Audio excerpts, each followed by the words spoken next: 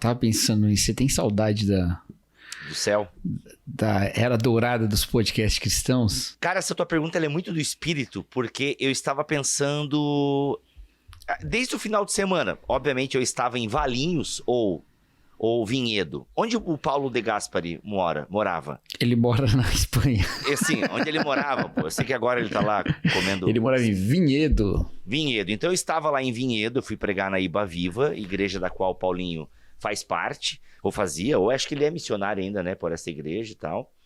E, cara, obviamente eu pensei muito, né, no podcast cristão, das antigas. O Irmãos.com é uma referência, né? Continua, né? É o podcast em atividade mais antigo do Brasil, cara, em qualquer gênero, né? Ele é mais velho que o Nerdcast. Então eu fiquei pensando, cara, lembra aquele começo, mano? Eu ia lá comentar no post do Irmãos.com. Se você gosta do Irmãos.com, vai gostar do BTcast. Nossa, você fazia isso? Você era Eu fazia isso, cara. Urubu de marketing. Um urubu do marketing, eu fazia, cara. Eu não sei se, mas é isso. Não, urubu acho que não é um bom termo, porque eu não ia lá pegar a carniça do Paulinho, né? Mas assim, cara, eu lembro quando a gente meio começou a publicar dentro do Irmãos.com, que era o Irmãos.com, no Barquinho, e Sim. o BTcast. Aí o Paulinho fez o famoso bonequinho. Tu teve o bonequinho do Irmãos.com ou não? Não tive, cara, não tive. Eu fui preterido. Ah, mano, é uma pena, porque o teu bonequinho seria incrível. Se bem que o teu bonequinho ia ser muito parecido com o do Cristiano Machado, que chegou até o bonequinho do Irmãos.com. Ah, então tá bom. Ia ser pequeno, ia ser menor, né? Eu podia ser o mini barba, o barbinha. Podia ser o barbinha, né? Cara, então, mas eu fiquei pensando nesse tempo, né? Porque, cara, a gente continuou, o Irmãos.com continuou. O Barquinho ensaiou uma volta aí, não ensaiou? Tá aí ainda. Todo mês sai alguma coisa. Quer dizer, não sei qual foi o último mês que saiu, deixa eu olhar aqui. Caraca, mano. Eles não aparecem mais pra mim. O algoritmo tem disso, né? Você fez parte, o algoritmo. É bom, a gente põe a culpa no algoritmo. O algoritmo é... Cara, eu fiz parte de todos, né? De todos. Mas oficialmente tinha um que você chamava de seu. Não, mas que você chamava de seu. Eu comecei com o 2 em 1. Isso, que era... Aí eu fui parte do No Barquinho, do Irmãos.com, do BTcast. Isso, né? Como tu é um cara... Champs, né? Tem um cara top, todo mundo te chamava e tal. E era meio que uma bolha também ali, né? A gente cara, faz tempo que não sai no Barquinho. Cara, eu sei que eles ensaiaram uma volta e tal. Mas, cara, eu vou te dizer, ô Cacau, é difícil manter uma parada assim. Acho que é até legal a galera saber disso. Manter a parada? É difícil manter parada. Foi 26 de abril, 2 meses. Tá fazendo 2 meses. Tá fazendo 2 meses antes de ontem. Olha só, todos eles ali, tu conhece eles melhor do que eu, né? Mas pelo que eu lembro, Mateus, Pedro e Tiago, todos eles são pessoas bem envolvidas com a igreja local, pelo menos até, acho que o Mateus é até pastor agora, né? De igreja Mateus local. É pastor. Se bem que agora como o Mateus tá em Portugal, eu não sei se lá ele tá... Porque aí não sei se tem igreja da denominação dele, não sei como que é, ele tá lá. Ô, Mateus, vamos conversar sobre o Porto e aquilo que o Porto produz de bom. Então... Sabia que eu tenho um grupo de WhatsApp com eles até hoje, né? A gente se fala todo dia. Sério, cara? Caraca, mano, que da hora. Eu, Paulinho, Mateus, Pedro, Tiago, Júnior, Davi. Só que... E as esposas todas. Aham. Que legal, cara, que legal, que bacana. André Lopes. O André, o clássico fazedor de montagens. Então, assim, mano, o André mandou uma mensagem. O André é um amigo nosso. Foi aniversário do André ontem, você mandou parabéns pra ele? Não. Eu também não, mas vai ficar aqui gravado. André. Parabéns, André. Parabéns. Muito obrigado por você ser um amigo querido dos podcasters cristãos. Fez até parte do 2 em 1. Fez o 2 em 1. Obrigado. E valeu pelas montagens. Até hoje eu tô no corpo do Harvey Specter com a montagem do... Mas então, o lance é o seguinte, que era legal? Deixa eu falar um negócio que é legal. Não perde a tua fala aí, que o que tu vai falar eu acho que é legal. Mas é só pra galera entender... Que às vezes, mas eu gostava tanto do Barquinho porque eles pararam. Porque é difícil manter, galera. E essa galera tem outros trabalhos e às vezes assim, não consegue tirar um tempo pra produzir o conteúdo. E às vezes até aí eu consigo, mas o outro não consegue, porque a galera tem família, tem igreja, tem o trabalho que consome eles ali 8, 9 horas por dia e tal. Mas o Cacau também tem trabalho. Mano, o Cacau tem, mas a gente fazia tudo na mão, cara. A gente fazia tudo na mão. Não tem esse negócio aqui que contrata editor. Cara, era tudo na marra, entendeu? Punkzeira, mano, punkzeira. Não tinha... Pessoal, vocês não sabem, no começo do podcast, não tinha meios de monetização. Não é? Não Era os mantenedores. O Paulinho começou com não existia. Cara, a gente ficou anos antes do primeiro ter mantenedor. Ficou anos antes. Então, tipo, ninguém tinha mantenedor, ninguém tinha nada, ninguém tinha dinheiro pra contratar nada. A gente pagava hospedagem do próprio bolso e não ganhava nada e nem tinha, assim, ideia de ganhar alguma coisa. Era tudo feito de graça, cara, de graça, de graça. A gente não ganhava livros, a gente não ganhava nada. Mano, aí depois a gente foi... Cara. Aí quando a gente olhava o Nerdcast, que era o... né, o ídolo de todo mundo, né? A idolatria do Nerdcast. Quando a gente olhava o Nerdcast, quase isso, a gente via eles inventando... O que eles inventaram primeiro? Claro, eles vendiam publicidade já há muito tempo. Eles inventaram a loja. Aí a gente olhava aquilo e falava, mano, impossível, impossível um negócio desse, entendeu? Então, tipo, era muito... Era tudinho só pelo coração. A gente brincava, a gente tinha uma fala. O pagamento do podcast ele é o comentário, lembra disso? A gente falava isso. Total. O pagamento é o comentário, que você comentava lá. Hoje em dia a gente foge do comentário. Bibotalk apresenta BT Papo, uma conversa regada à Bíblia, teologia e risadas. Muito bem. Começa mais um BT Papo. Eu sou viciado, eu olho assim na minha imagem e fico fazendo isso aqui. Para, mano, que assustador. Eu não fico fazendo, não é um tique, eu só faço quando eu tô aqui. Tá, que bom que não é um tique. Seria muito estranho tu pregando e eu tenho outros tiques, né? Qual que é? O se apoiar no púlpito? Não vou falar porque agora eu vou ficar... Não, apoiar no púlpito é mania, né? Tá, então a tique é diferente de mania? Ixi, lascou.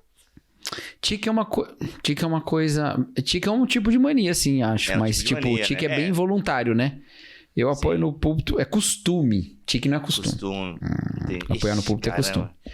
Tá. Você disse que no seminário ensinaram a não apoiar no púlpito, é isso? Não, eu só acho eu acho esteticamente feio ficar apoiado no púlpito, assim. Parece que tô cansado, sabe? Cansado. Mas geralmente eu tô. De Sociedade do Cansaço. Igreja do Cansaço, aí o Vilibaldo lançou. Pois é, o Vilibaldo lançou, mas calma, nós vamos lançar também. Olha, vai Como ficar assim nós vamos lançar incrível. O quê? Nós vamos lançar um e-book chamado Espiritualidade para uma Sociedade Cansada. Eu achei que era a Igreja do Cansaço. Eu falei, nossa, vocês vão lançar um livro com o mesmo nome do Não. O Vilibaldo se inspirou na gente, porque nós que trouxemos esse tema baila aí na Não, ele já estava estudando Byung-Chul Han antes, pô. Tá, eu tô brincando. Não, ele fala mesmo que a gente inspirou ele. Tu, né, na verdade, né? E a gente foi o veículo aí. Mas enfim, nem me conhecia, foi você, então. Foi, por nós, né? Aqui, nós aqui. Mas o de número 55, a idade de Cristo, eu sou o Rodrigo Wilson, aqui com o Cacau Marques. Falei rápido, atropelado, mas acho que a galera entendeu. Lá, o pessoal ouve toda semana, cara. Isso já sabe tá que não. Né? Não, brincadeira, sempre tem gente nova, Sempre tem. O tema pode chamar a atenção dessa galera. E o tema de hoje, Cacau, a pergunta de hoje é... É Jesus voltando, é? Ô, tu sabe que o YouTube do BT Papo da semana passada, esse vídeo tem direitos autorais, cara. Aí, tem? Mas eu não mandei colocar o vídeo. Eu coloquei, mas aí a gente vai tirar provavelmente. Então quem viu, quem não viu, procura depois. Procura lá no original, vale a pena, pô. Mó legal, a gente botou o original, provavelmente. Eu assisti. Enfim, cara, mas é muito bom aquele vídeo mesmo, muito bom. Bem, como é que o cara que quer, bem que podia mesmo, né? Como é que é? Ele fala assim, queria eu. Queria eu. Sensacional. Mas a pergunta de hoje é: orar em voz alta é mais eficaz? E, Cacau, dessa vez nós temos o contexto da pergunta, porque ela foi feita por um mantenedor lá no grupo de mantenedores do Bibotalk. Sim, você não sabe? Você pode ser mantenedor do nosso ministério a partir de R$25 e você tem um grupo exclusivo com a gente lá, tá bom? Vou botar o link aqui para você entrar em contato caso queira ser mantenedor. Mas ele pergunta, né? O nome dele é João Almeida, nome fictício aqui. Ele pergunta o seguinte: amigos, estou há 2 anos numa comunidade nova e tem sido um ótimo momento na minha vida. Mas venho percebendo algumas coisas na teologia da igreja que eu gostaria de compartilhar com vocês. Lá, eles têm muito a cultura de orar declarando. E eu imagino de onde isso venha. Deve ser oriundo dos movimentos Palavra de Fé, Confissão Positiva, enfim, né? E hoje, conversando com o pastor, ele ficou chocado quando eu disse que não acho que precisemos orar em voz alta para que a oração seja mais eficaz. E acrescentou que a palavra falada em voz alta na oração gera fé em quem fala e em quem ouve. e como Jesus dizia às pessoas que a fé delas as tinha curado, a denominação entende que Deus é soberano, mas ele escolheu esse meio para realizar as coisas, a saber, orar declarando em voz alta. Não penso ser heresia nem nada. Acho que é um entendimento muito sistemático, como Fontana diz. Depende de silogismos. Gostaria de saber se alguém aqui já viu isso ou algo familiar em sua comunidade atual ou algo assim. E também gostaria de saber se esse assunto tem potencial para render um BT Papo. Espero isso, que família. Sim, né? A gente tá tentando. A gente vai tentar aqui. É isso, família. Um abraço. Família é outro podcast. Salve, salve, família. Tá? Ah, é? Qual que é esse? O Flow, né? O Flow começa, se não me engano, salve, salve família. O Igor. Eu também não, mas já ouvi cortes e é salve, salve família. Tá? Então, tá aí a pergunta do nosso ouvinte, João Almeida, nome fictício, não sabemos se podemos mencionar o nome dele aqui publicamente. João Ferreira de Almeida. João Ferreira de Almeida, com dúvidas bíblicas aqui sobre tradução. Mas, Cacau, ele fala então dessa prática na igreja dele, e ele faz uma pergunta, né? Antes de você começar a nos brindar com a sua sapiência e espiritualidade direto do trono daquele que era, que é e que há de vir, porque é assim que o pentecostal faz, tá? O pentecostal fala alto. Não, mas não me põe essa responsabilidade toda, não. Tá bom. Mas é muito comum em movimento pentecostal, do qual eu fiz parte, pelo menos do movimento pentecostal do qual eu fiz parte, essa ideia de orar alto e declarar, né? Você precisa declarar, por quê? Porque o céu precisa ouvir, os demônios precisam ouvir, e quando você declara, você cria, você materializa no mundo espiritual. São ensinamentos que eu já recebi na igreja. Essa ideia de que Deus cria por meio da palavra, então a palavra tem poder, né? E como nós somos criados à imagem e semelhança de Deus, a nossa palavra também tem poder. Ela cria situações, ela move a mão de Deus. A palavra faz acontecer no mundo espiritual. Isso é o que você ouviu. Isso é o que eu ouvi. A galera fazia esse corte seu aí, cara. Não, Deus... Pô, nós estamos muito preocupados com o corte, né? Eu não tô, sinceramente, eu até acharia legal. Não tá. Semana passada, assim, olha, gente, o que o Cacau quis dizer é que... A gente se preocupa um com o outro, né? Eu tô preocupado com o seu corte.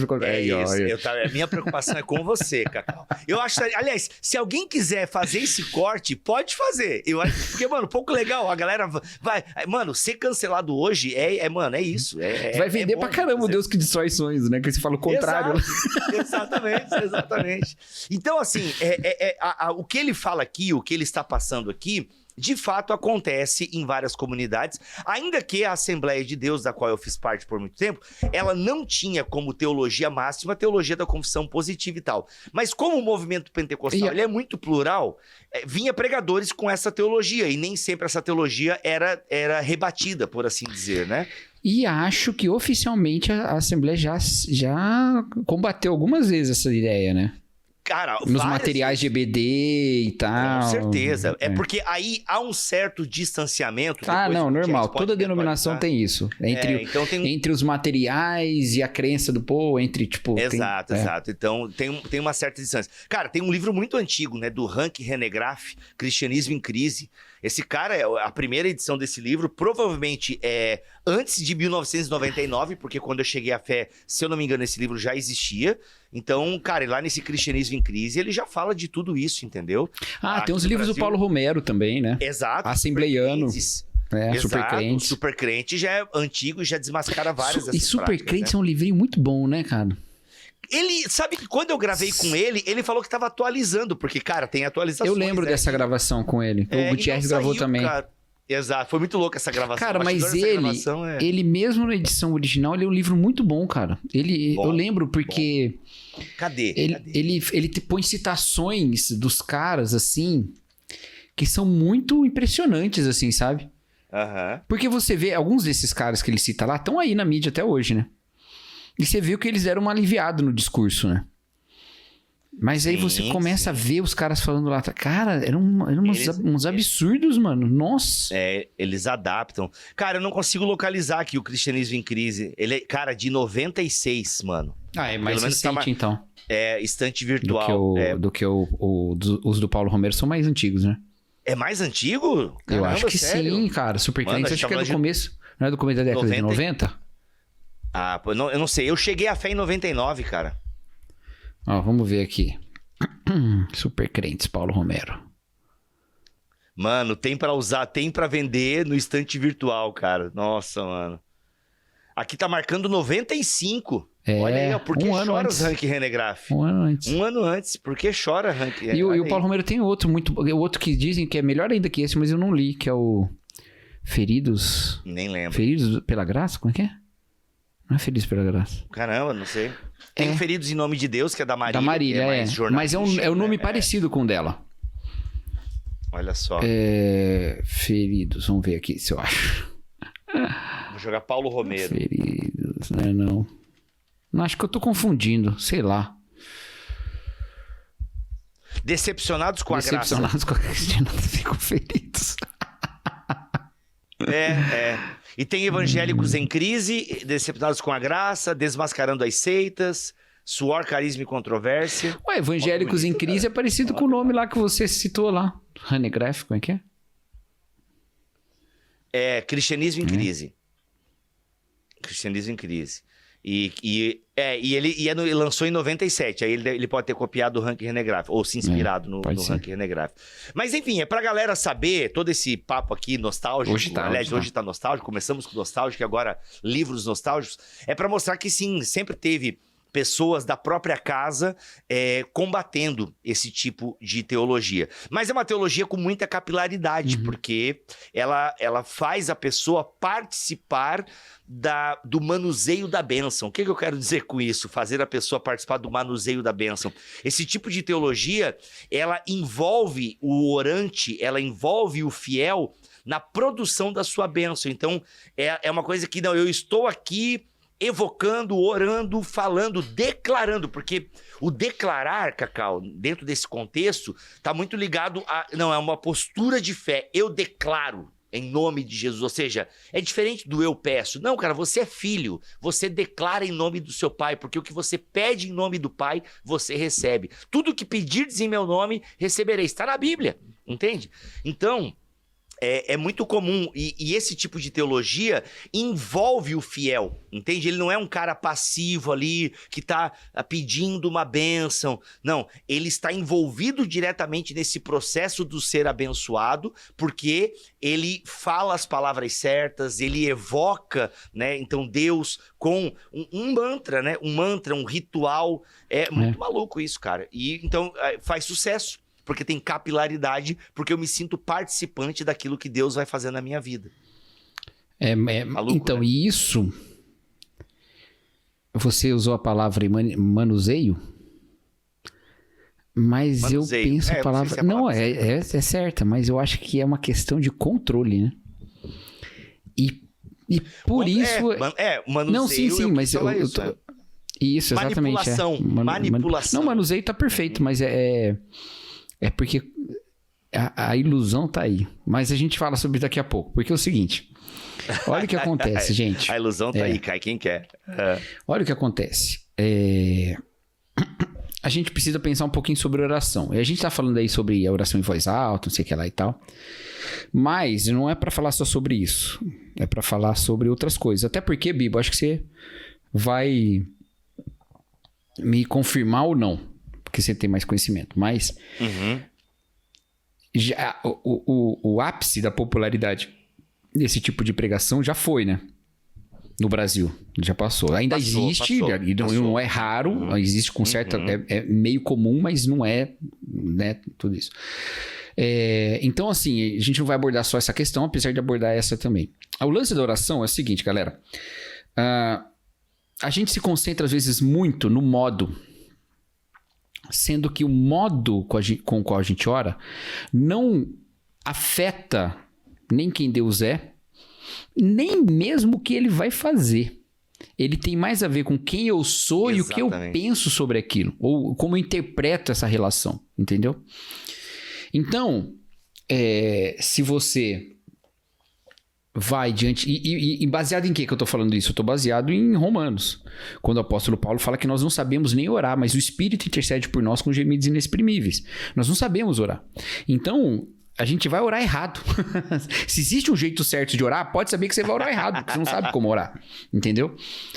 Agora, significa que eu devo orar de qualquer jeito? Não, mas não é porque isso impede a bênção, ou porque... Não, é porque isso vai, testemunhar a minha incompreensão de quem Deus é. Por isso que mandar em Deus não faz sentido. Porque se eu mando em Deus, eu não sei quem Deus é, porque Deus não é meu funcionário.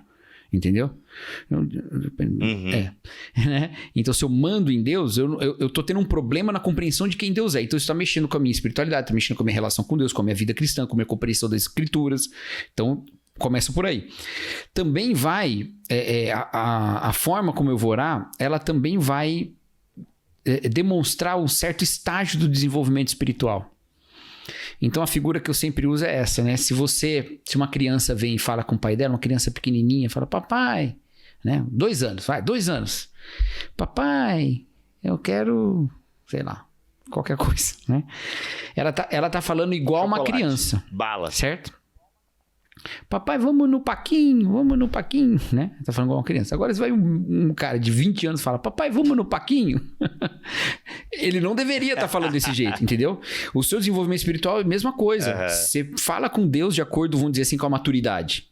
Entendeu? Então tem gente que fala com Deus de uma maneira muito imatura. E tudo bem no estágio de maturidade que ele tá. Agora, se você fica preso nisso, significa que a sua visão de Deus, ela não tá se desenvolvendo. E se ela não tá se desenvolvendo, tem um problema de desenvolvimento aí na sua vida, entendeu? E você tá falando de um jeito que não é... Isso tem a ver com você. Não tem a ver com quem Deus é, com o que ele vai fazer, com o jeito certo de orar, com o jeito certo que Deus vai pegar com os carimbos certos na sua petição. Não, porque quem faz isso é o Espírito, não é você.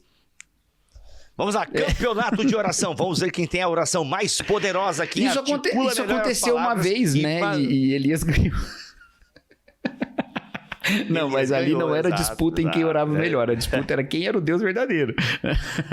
E esse é um exemplo bom, porque assim, quando eu vou orar, não tem a ver com o jeito que eu vou fazer, o sacrifício, entre aspas, mas com quem é o Deus verdadeiro. Entendeu?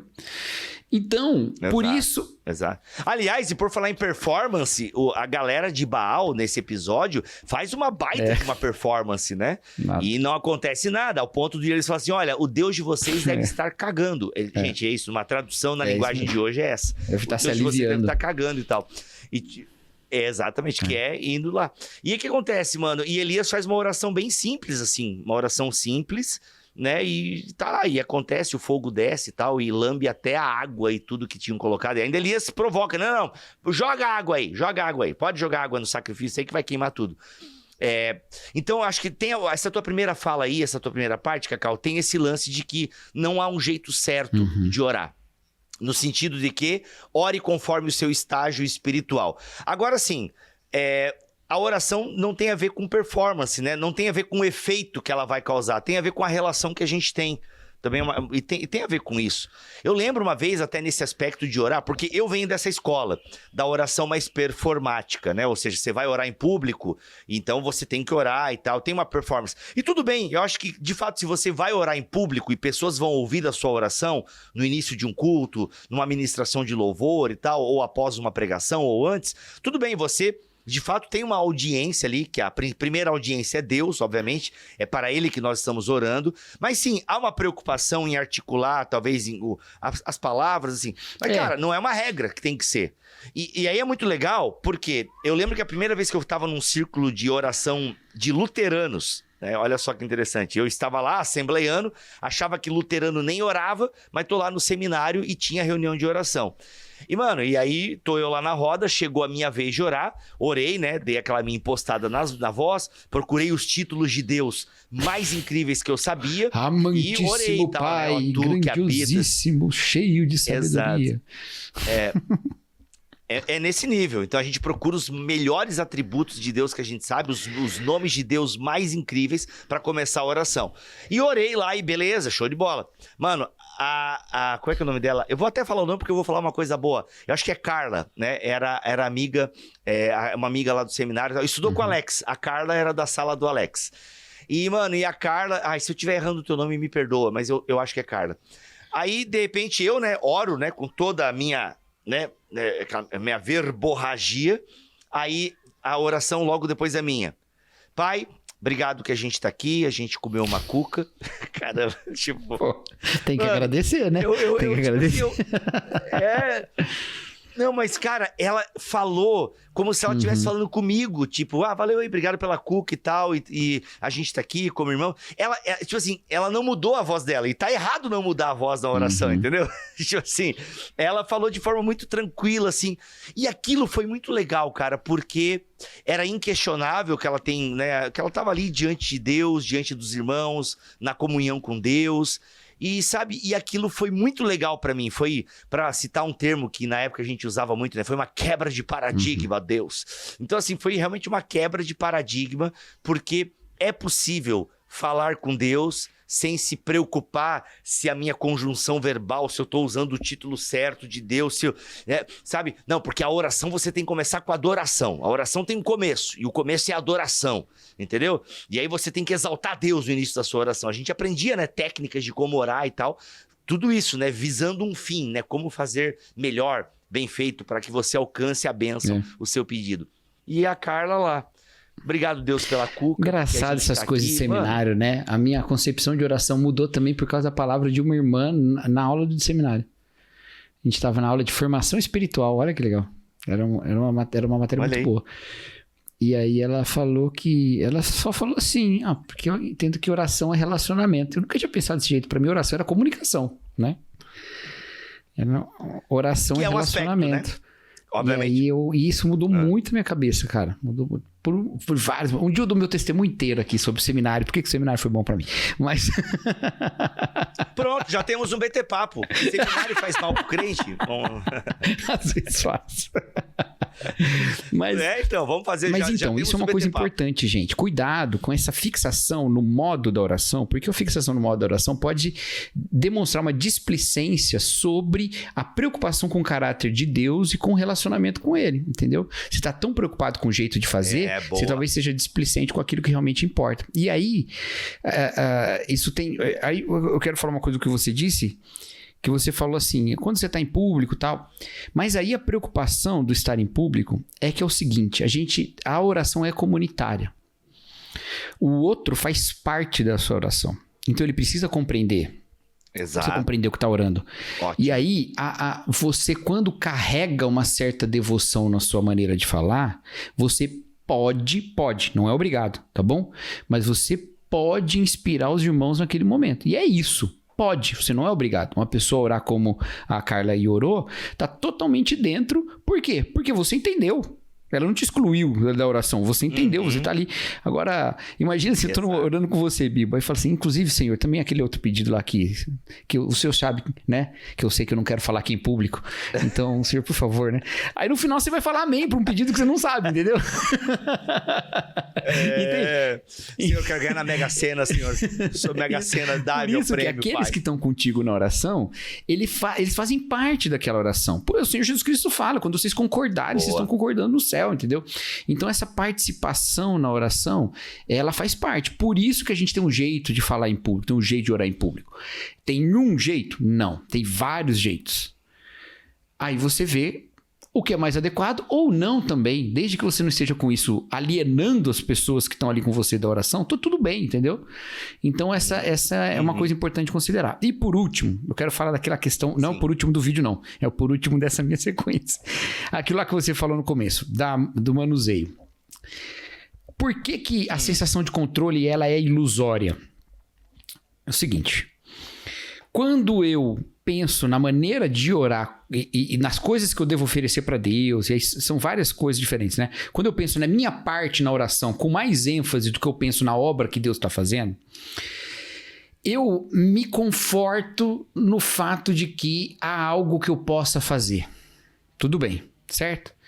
Então, isso é muito normal pra gente. Você vai no médico, ele fala que você tá com uma doença e fala, olha, mas você precisa fazer isso pra... Aí é um pouco mais confortante do que ele falar, olha, agora é orar e esperar, entendeu? Então, ter alguma coisa pra fazer é mais reconfortante. Na oração, a mesma coisa. Se eu puder melhorar meu jeito de orar, se eu puder ajoelhar, se eu puder levantar a mão, se eu falar em voz alta, se eu fizer alguma coisa, é mais reconfortante. Eu tô participando de alguma coisa, eu tô fazendo. Beleza. Mas, depois, isso é escravizador e opressor. Porque quando você fala, cara, eu não tenho nada para fazer, eu não posso fazer nada, no início é desesperador, mas depois eu tô confiando em Deus que ele vai fazer tudo. Entendeu? Então, esses discursos, por exemplo, da prosperidade, você dá o dinheiro que você vai receber e tal, ele é desesperador no longo prazo. Porque você vai colocar... Você sempre, porque assim, não é assim, dá o dinheiro porque Deus está precisando de dinheiro. Não. O dinheiro é uma semente de fé. Então, se você dá sem fé, não adianta. Aí você dá e não tem a bênção porque não teve fé, mas teve o dinheiro, entendeu? Então troca o dinheiro por qualquer outra coisa. Troca o dinheiro por falar em voz alta, por ajoelhar, por, sei lá, qualquer coisa que você quiser. Se você trocar o dinheiro por qualquer coisa, você vai continuar oprimido. Puxa, eu fiz isso, mas eu não tive fé suficiente. Aí você fica numa crise tremenda, porque você tem uma ilusão de controle. E isso é desesperador. Oração envolve entregar mesmo. E o entregar é, Senhor, é o Senhor que faz. Significa que eu não vou fazer nada? Não, vou fazer. Tudo que eu puder fazer, eu faço. Mas eu sei que acima de tudo está nas mãos do Senhor, entendeu? Então é isso, gente. Por isso que eu me preocupo um pouquinho com esse tipo de visão. Porque ainda que não existe maneira errada de orar, existe formas de orar que criam em você certas expectativas que são prejudiciais para a sua espiritualidade, reforçam para você uma certa imagem de Deus que não é uma imagem bíblica. Isso tudo é problemático. Então veja, o Espírito intercede por nós. Nós oramos porque nós entregamos a Deus em confiança, mesmo sabendo que nessa relação de amor com Ele eu não preciso ter a melhor argumentação possível, entendeu? Quando uma criança pede uma coisa para o pai, ela não precisa ter toda a argumentação perfeita para que o pai conceda a ela aquilo que ela quer. Ela vai confiada no amor do pai. Inclusive, ela começa a pedir coisa para o pai antes de saber falar. Ela aponta, ela faz não sei o que lá, ela aprende uma palavra que não tem nada a ver. Igual esses dias eu tava vendo, eu sou muito fã da Alice Seco, né? Sabe a Alice Seco? A menina das palavras difíceis? Liquidificador. Nossa, sei lá. Aí ela tem uma irmãzinha agora, que nasceu, a Júlia, né? E a Júlia, ela é divertidíssima. Mas ela fala em outro ritmo, né? Ela tá aprendendo outro ritmo normal de criança, tem que aprender antes, aprende outras coisas e tal. E aí a Júlia, ela foi pedir pra mãe uma cafta. Não, mas ela não queria uma cafta. Ela tava falando, cafta. Ela queria um bonequinho, que é uma vaca. Ela não errou, né? Porque a cafta já foi vaca. Mas veja, que ela tá pedindo... porque a cafta... Sabe o que é cafta? Não sabe o que é cafta? Cafta é um espetinho de carne moída. Não? Árabe. Nossa. Desculpa, a piada não funcionou. Não tem problema. Alguém riu. Alguém que entendeu, riu. Ela fala, cafta, ela não sabe nem pedir e ela já tá pedindo, entendeu? Ela não sabe nem falar aquele idioma, ela já tá falando. E por que ela fala em quê? Ela fala confiada que a mãe dela não vai dar uma faca pra ela, entendeu? É a mesma coisa a gente com Deus. A gente vai confiar em quem Deus é e não na nossa habilidade de orar do jeito certo. Deus não tá colocando esse monte de requisito. Tem gente que trata Deus como açoeiro, entendeu? Entra na presença de Deus morrendo de medo que dia ele vai levantar ou não vai levantar o cetro, sabe? Eu vou morrer ou vou ser consumido. Eita. Não, o Deus que diante de quem a gente vai é aquele que entregou o próprio filho, que rasgou o véu. A gente vai diante dele com liberdade, entendeu? Boa. É outra coisa. Se você tá diante de um rei poderosíssimo e severo, entra alguém correndo e pula no colo dele, essa pessoa será morta, a não ser que seja o filho dele. O filho dele faz isso. A gente faz isso, entendeu? Exato. Muito bom. Cacau, acho que é legal a gente trouxe algo que é bem basilar e eu acho que é bacana, é isso mesmo. Aí alguns desdobramentos, né, dessa teologia, que eu acho que... Desdobre, vamos lá, mestre Airbender aqui. Tem a galera que fala que não pode orar os seus planos e sonhos pro diabo não ouvir. Tem gente que acredita nesse tipo de coisa. Na verdade, gente, deixa eu falar, não ore os seus sonhos, não é pro diabo não ouvir, não, é pra Deus não destruir. Porque Deus que destrói os sonhos... ele tem esse hábito.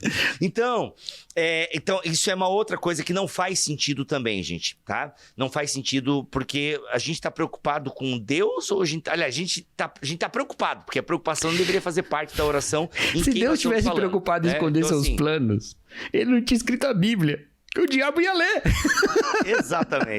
Exatamente. Então, gente, sabe, algumas coisas parecem espirituais, mas são infantis. E é como o nosso mantenedor fala ali. Eu não tô dizendo que é heresia, eu só acho que é um pouco estranho. E, de fato, não é que é heresia, mas levam a caminhos e uma espiritualidade que não é saudável e que te escraviza, como o Cacau bem disse aqui. Agora, Cacau, tem um outro aspecto interessante que, assim... Existem alas do cristianismo, principalmente no movimento pentecostal, e aqui eu vou pensar dentro de um contexto até sadio, mas que é da batalha espiritual. Eu não sei se no teu ministério tu já teve que lidar com alguma espécie de possessão maligna, alguma coisa desse aspecto, enfim, mas eu já presenciei coisas do gênero e acredito serem reais, o que eu presenciei. E sim, de fato ali, você ora em voz alta, mas aí... Por que ora em voz alta? Pro demônio ouvir. Não, tecnicamente você podia orar, porque quando você está diante de um fenômeno desse, de batalha espiritual, é a mesma coisa que o Cacau falou lá no começo. Você está em comunidade, outros estão envolvidos ali. Então não tem a ver, como alguns falam, não, porque quando você está numa guerra, é voz de comando. Sabe, gente, percebam como esse tipo de teologia coloca o orador numa condição e num lugar que só Deus pode estar. Entende?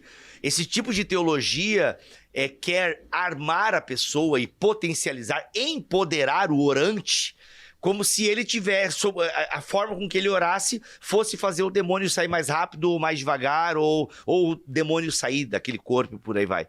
Entende como isso é perigoso, galera? É esse que eu falei lá. Torna o orante, aquele que ora, participante num lugar que não cabe a ele. Sabe, o lugar que cabe a ele é de pedinte, sabe, de incapaz diante do Deus que tudo pode. Então, tem esse lance também, eu já ouvi isso. Não, você tem que declarar com autoridade, porque senão o demônio vê que você tá com medo e ele não sai, né? Muito comum também isso em cultos de vitória, batalhas espirituais e tal. Então... É um aspecto também. Esse aspecto rolê, comunitário. Né? Exatamente, Bibo. Muito bem. E esse exemplo é muito bom, né? Esse exemplo do exorcismo, né? Porque realmente ali a gente tem uma outra questão, né? E eu acho que também tem uma coisa do indivíduo, tá?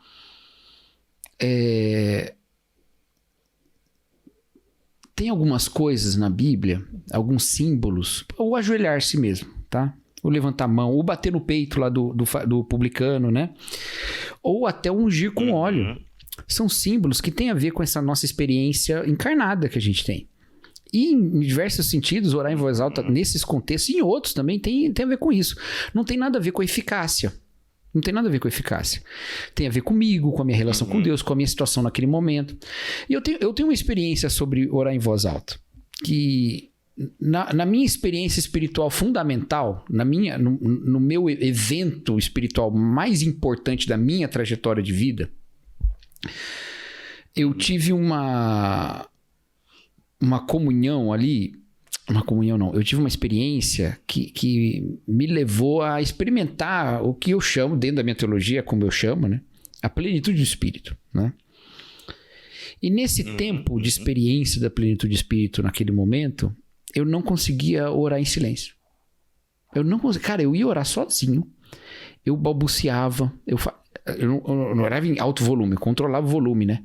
Mas eu não conseguia orar sem mexer a boca, sabe? Eu não consigo interpretar muito isso. Eu já tentei algumas vezes. Eu acho que tem a ver com a noção da realidade, sabe? A realidade tá ali, então não faz muito sentido eu fazer uma comunicação. Eu não falo com ninguém sem abrir a boca, então... Entendeu? E com Deus, às vezes, eu falo, fica muito difícil de diferenciar oração e pensamento positivo, por exemplo. Mas quando você tem essa noção da realidade, talvez seja mais difícil você não falar. Talvez, eu não sei, eu não consigo interpretar direito. Mas, cara, eu fiquei um bom tempo sem conseguir orar em silêncio, assim, em silêncio absoluto. Nem na igreja, tá? Na igreja, um momento de oração silenciosa, eu tinha que estar... Eu orava mexendo a boca. E não era porque eu queria. Não era. Porque isso uma hora passou, entendeu? Não era porque eu queria, não é... Cara, era assim, quando eu me via, eu tava assim... Eu começava em silêncio, quando eu via, eu tava balbuciando, eu tava falando e tal.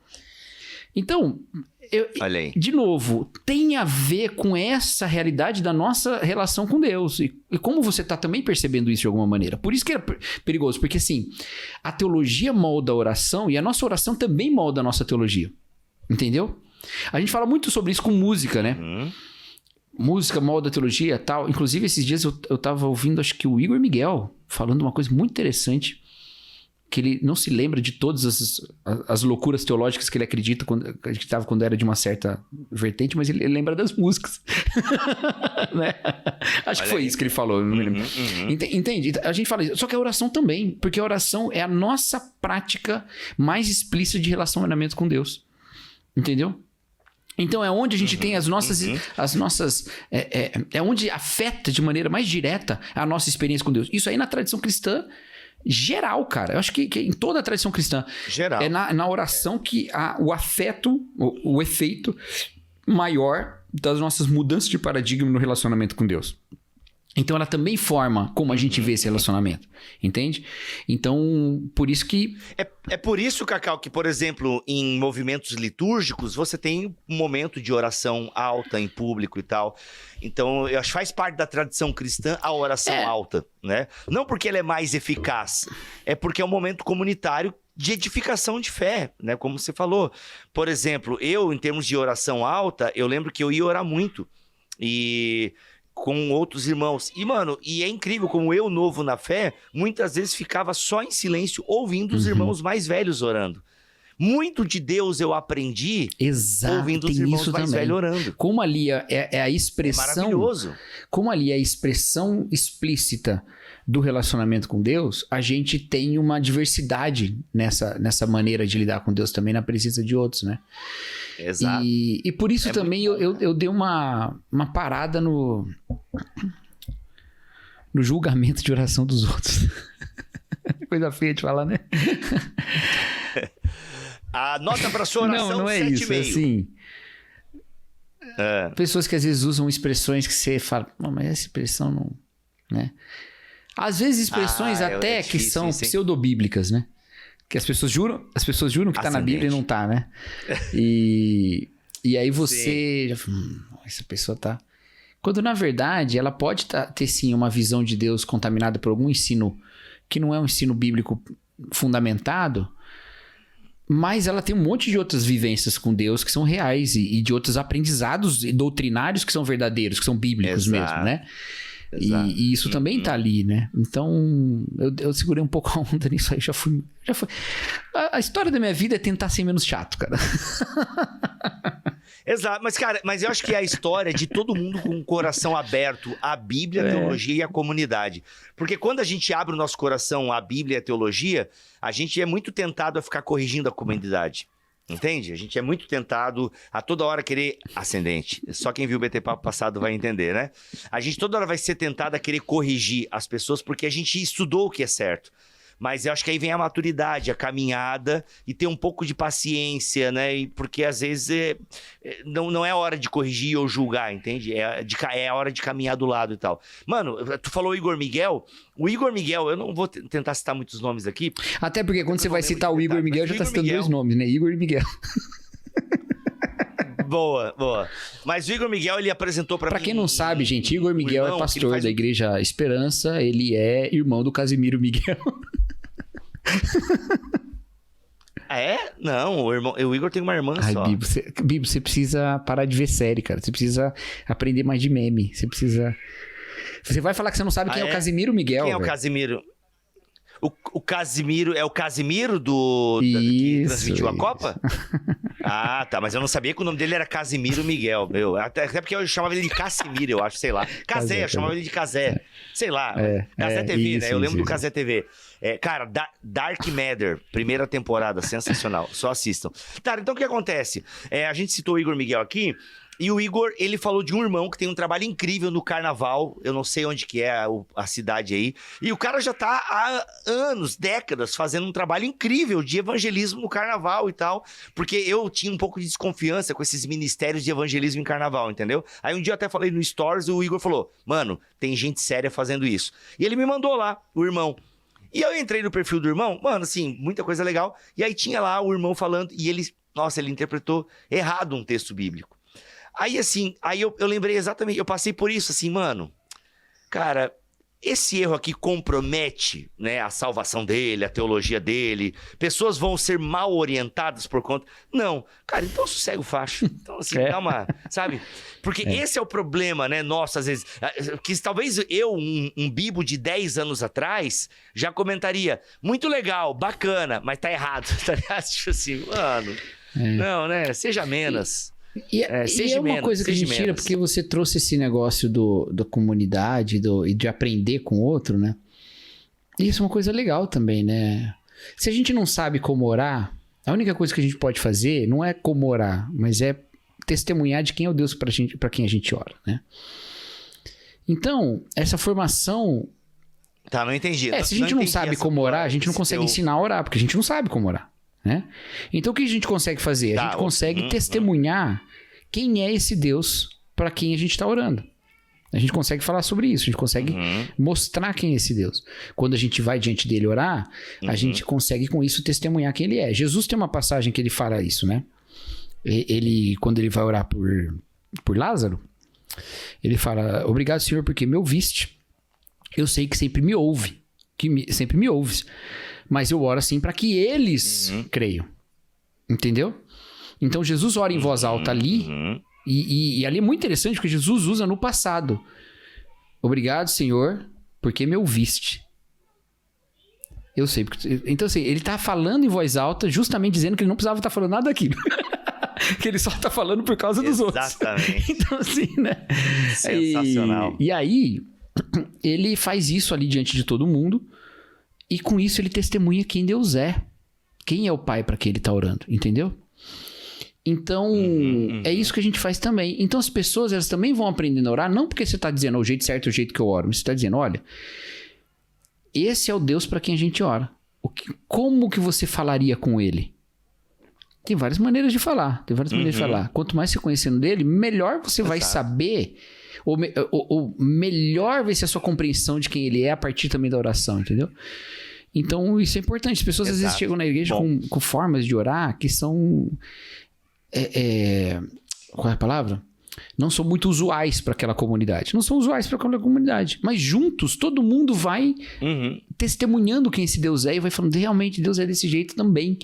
Também tem esse aspecto dele que eu ignorava. Eu também vou, e a gente vai, entendeu? Crescendo nessa maneira. Então, isso é essencial. Por isso, não percam, gente. Não percam de maneira nenhuma a prática da oração comunitária. Não perca a presença em oração, em encontros menores com seus irmãos, tá? Porque na igreja grande é muito difícil, né?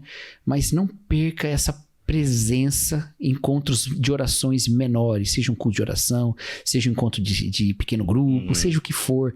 Não perca essa prática, porque com isso a gente também está se edificando um ao outro, beleza? E aí faz todo sentido orar em voz alta. Boa. E, Cacau... Exato. E aí eu diria o seguinte também, ore a Deus. Não sabe orar? Faça essa oração. O Senhor ensina-nos a orar. Os discípulos pediram isso. Então, assim, cara, ora a oração que Jesus ensinou, ore o Pai Nosso, ore salmos. E aí tem o lance, né? Às vezes, se você se distrai muito na oração, ore em voz alta. Isso pode te ajudar. Se você dispersa demais na oração, ore em voz alta. Entende? Mas não porque isso vai fazer diferença para Deus ou para o diabo, ou pra... não. É porque para você se concentrar nesse momento tão especial, entendeu? Então, ore em voz alta, nesse sentido, né? Mas, cara, como é que orar? Olha, tem livros, cadernos de oração aí da igreja. Tem os próprios salmos, mano, que tá ali, tem um monte de oração nos salmos, entende? Faça a oração do Pai Nosso. E a oração do Pai Nosso, eu acho que ela toca muito isso que a gente falou de você saber para quem você tá orando, né? Porque ela começa falando quem é Deus, né? Pai Nosso que está no céu, né? E essa expressão curtinha, Pai Nosso que está no céu, ela tem dois elementos aí que elas são dois elementos muito significativos. Primeiro, Pai Nosso, certo? Pai e Nosso. Alguém já disse nosso no plural, que já pressupõe fraternidade, porque se ele é o pai de mais de um, já tem irmão, né?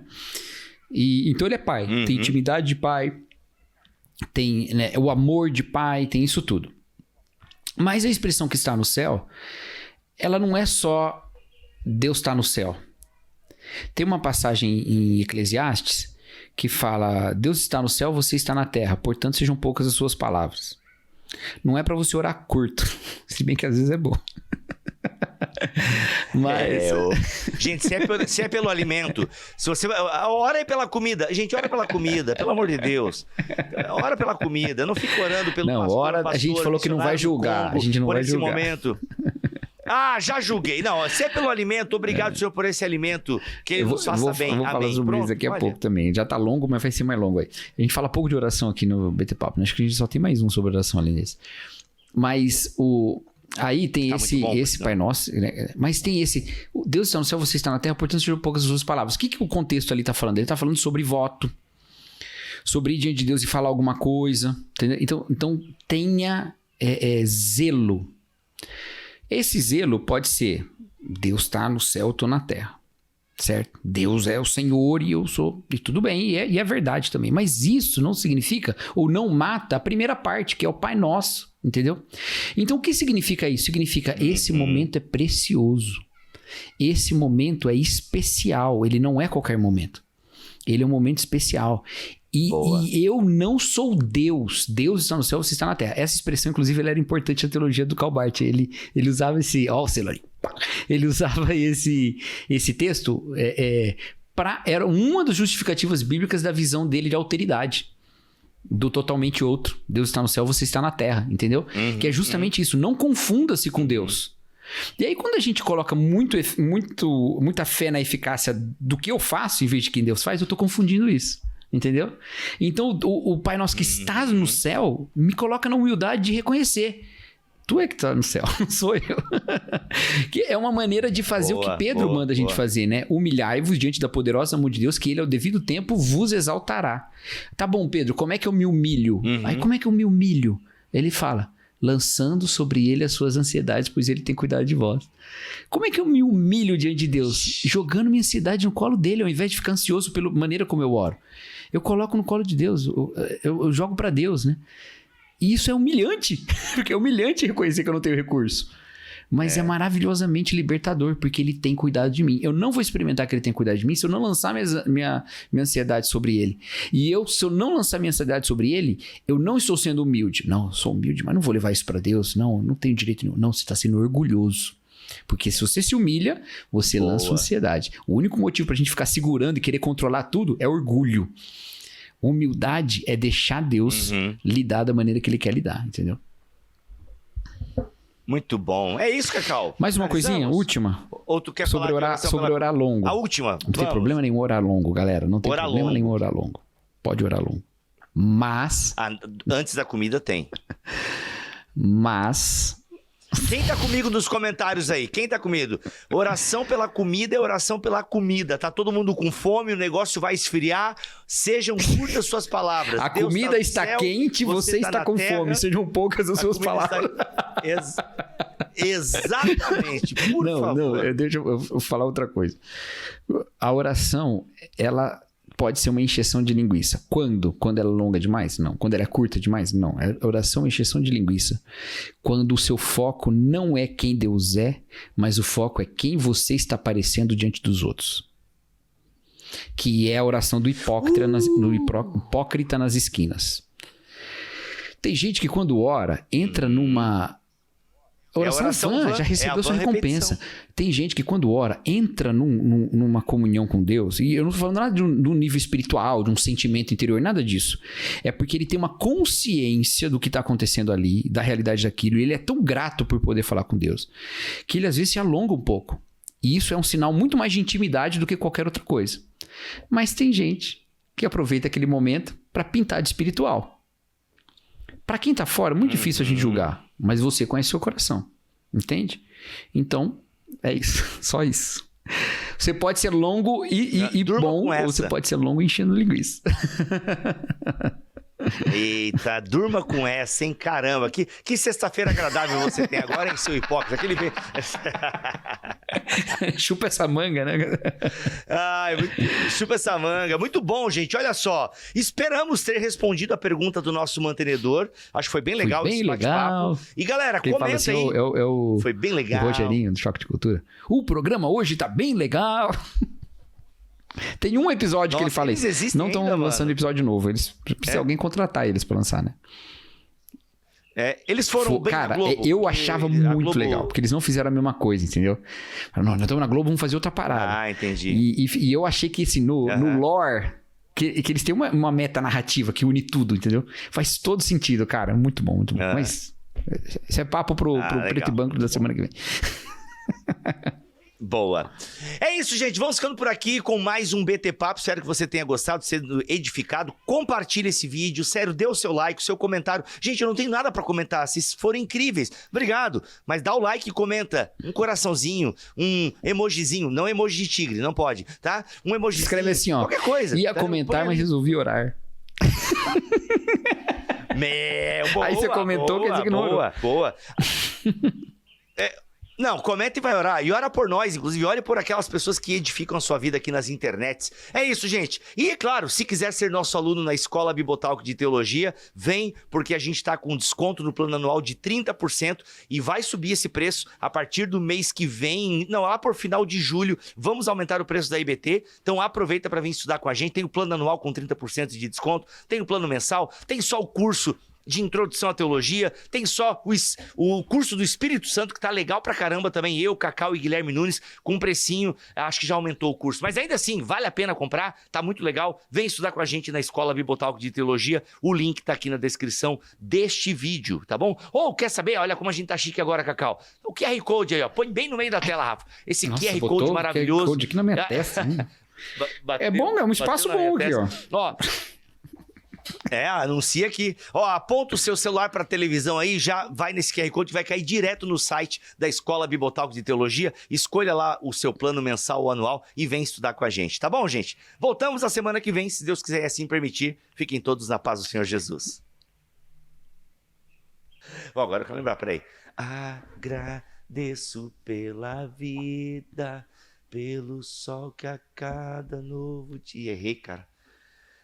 Pela mesa, o partir do pão, a comunhão, eu agradeço. Uma coisa assim. E cara, será que eu podia ter falado o nome dele? Porque ele falou isso no grupo lá de mantenedores, né? Se isso te der problema... Qualquer enfim, coisa, o pessoal blipa isso, bota assim... Rafa, blipa ou volta aí e blipa o sobrenome dele. Não, a gente manda uma mensagem pra ele aqui. A gente manda uma mensagem pra ele aqui se tem problema citar o nome. Tá, beleza. Mas pergunta o seguinte. Se você quiser, eu mando agora. Você quer que eu mande agora? Manda aí enquanto eu tô gravando. Então tá bom. Tá? Mas eu vou gravar de novo aqui, então tu pode usar essa parte caso ele não deixe, beleza? Tá, Rafa? beleza. Vamos lá. Pergunta. Amigos... Você falou o nome de novo. Mas eu não falei sobrenome, cara. Sabe que eu não falo? Tá. Entendi. Eu vou criar um nome fantasia. Não. Faz do jeito que você achar melhor. Tá, vamos lá. Comenta aí, galera. Hoje o comentário já não é mais o pagamento. Hoje o comentário é custo, né? Porque é custo de pagar psicólogo depois. Entendi. Você nem me ouviu. Olha só. Por isso que a gente fica assim, gente, ó. Não, cara. Você ouviu o que eu falei? Vamos lá, repete o que eu falei agora. Não, é que eu tô falando com a minha esposa aqui, velho. Minha opinião. Não, tu falou o seguinte, que antes o comentário era o pagamento e agora a gente força a galera a comentar e viu? Tipo... Você perdeu justamente a piada. Eu falei que agora o comentário é custo. O comentário é custo? Porque a gente tem que pagar o psicólogo depois. Eu perdi a piada, foi mal.